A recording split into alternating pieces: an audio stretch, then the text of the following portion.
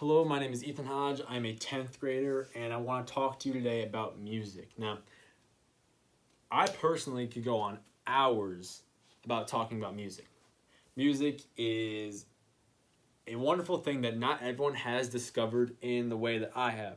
Now, what I mean by that is I use music in every single aspect of my life. I mean, literally anything you can name, I can have a song for that, I can have a category for that, and it really helps me. Now, I did some research and I found that a chemical called dopamine is released when you hear something you like. This is the same chemical that is released while you're having sex, while you're having food you like, and when you're in the survival mode. You know, you're trying to save your own life, trying to save someone else's life. You get into a car crash. That dopamine, it gives you that high, that energy. Now, my main point that I want to get to in this is I think music is a way better alternative to getting a high than like drugs and alcohol and food. Now, obviously, food, you need food, but I think some people that's how they that's how they take up their time. You know, they stress eat. I'm guilty of this too, but like I listen to music anytime I can, whenever it's restricted. You know, I feel like I perform worse, whether it's sports, school. I mean, you name it. I think I could have music that could increase the potential of what I'm doing. Now, change the slide here. Good music is better than coffee. Now, you can interpret this quote however you want. It's not really a quote. I just found it online, but I take that as what I was trying to say. That you should replace music with the things that really aren't good for you: drugs, alcohol, and various foods that you like. If you like the food, it's probably not good for you. Maybe some fruits and vegetables. Besides the point. So, with certain music, for me, I found Travis Scott in about 2013, 2012, and it 180'd my life. I mean, I got crazy motivation from almost every single song. I thought he broke categories. I was obsessed. And then I realized there's so many other artists that have their own versions of music that you can't even put a category on. And that's the kind of thing that why I love music. I mean, it's not just because I get a dopamine high when I'm listening to music here. It's it's discovering new music and listening to it, and it motivates me. And I think it can motivate a lot of other people. They're just not aware of it. I think a lot of people haven't found that category, that artist, that song that can really motivate them into performing way better on anything. I mean, at the gym, you get the right song going, you can do 20 more reps of whatever you do at the gym.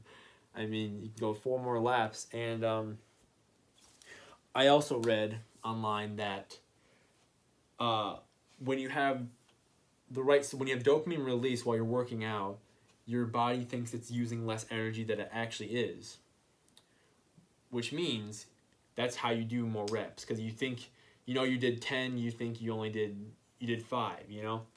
um, it, it has a lot of benefits that people don't know about, that they just kind of go on with their day, you know. Like I always have music playing. I don't need it, but like it helps me. I mean, any situation you can think of, I mean, I have a song for it.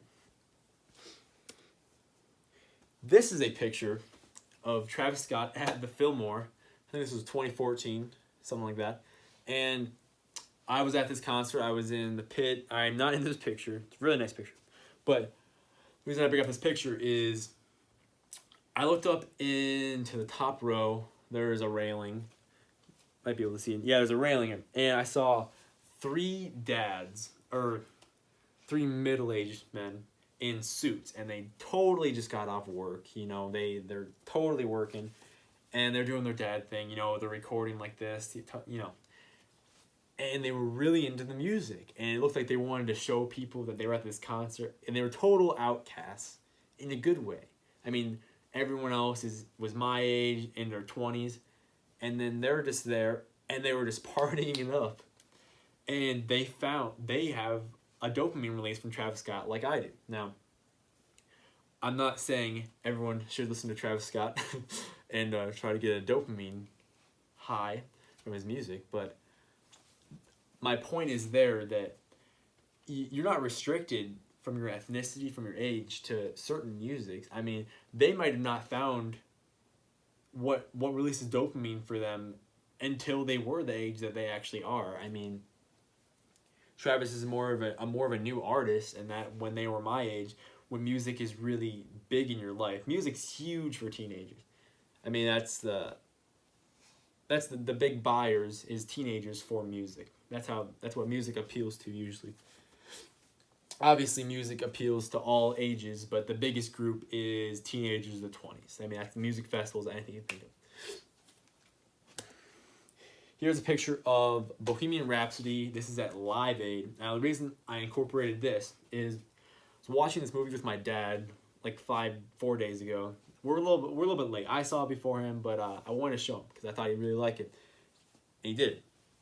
Now, we got to this scene, and it was at Live Aid, one of the biggest concerts of all time, millions of people, over 1 billion watching, and we're watching it, and we get to the scene, and he goes, I just got goosebumps from watching that. And the way I saw that is, I don't think he ever went to a Queen concert. I don't ever think he's seen something that big, and especially with like music. Like, there's football games, there's this, that, but this was music. This was a whole festival for music, for something else I forgot. But my point is he got a dopamine release just from watching a music performance that was staged. This isn't the real picture. This is from the movie, but in the movie they put millions of people in the crowd and they redid what Live Aid was. I mean, they almost did it like scene for scene, and he said he got goosebumps, and I'm like, if you can get goosebumps just from watching music live, like what's gonna happen if he was there? I just think it can change people's lives from the high they would get, as I said before, as opposed to drugs and alcohol. I mean, I think that's a major key that people are missing in their lives is the right music for them.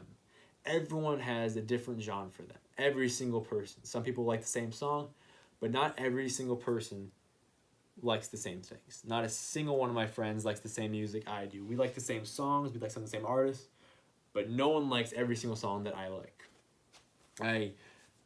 Like I said, I have 2-3 million songs in my playlist, and there's no way everyone likes, or someone likes every single song I have on there. You know, it's person by person, and I think my main point here is you really do want to find that genre, that song, that artist for you, because I think it can be very beneficial and it will turn your life around. It turned my life around.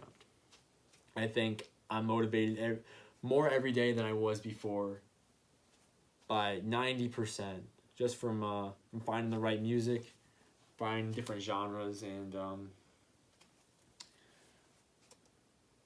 this really says it all. You can't overdose on music. I literally listen to it all the time. I mean, I have countless hours on Spotify and YouTube. I love music videos. I love everything around music because I get a dopamine release. You know, I mean, I get a high that's natural and it feels good. Basically, that wraps up my TED Talk. Hope you liked it, Hogan and Redmond. Maybe this will get top 5. I don't know. But I do have a TED Talk shirt that might give me extra points. I don't know. Get a close-up on that. It's from Oakland University. I was